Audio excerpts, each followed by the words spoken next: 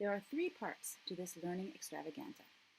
Part one is about you getting yourself the knowledge that you need to proceed. In part two, you will practice all the skills that you've been taught in science up until now, skills related to how to design a fair test, how to carry out enough trials for a fair test, and how to report your findings and explain your findings in that fair test. This will be part two, the practice component. With that knowledge and that practice, you are ready for part three. Part three is where you do it. You will design a fair test that you can do safely at home, and you will do the experiment, gather the data, and proceed to share your findings. What I'd like to help you with right now is some hints about the knowledge component of this learning extravaganza.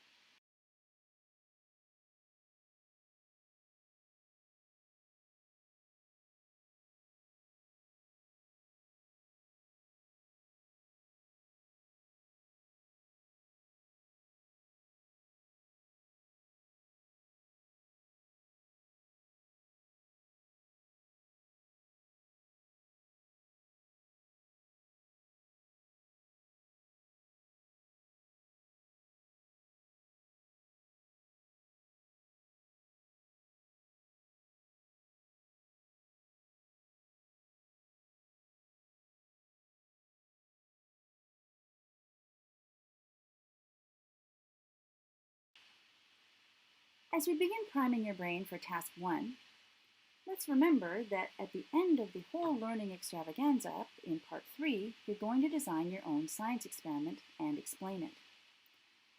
As you might know from your previous science experience until now, sometimes the hardest thing about designing a science experiment is deciding what that experiment should be about.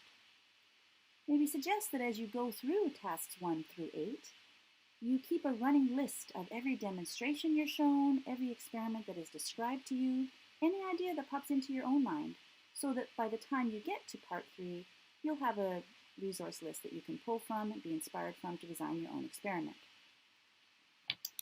Now, this unit is about heat. And heat is a form of energy.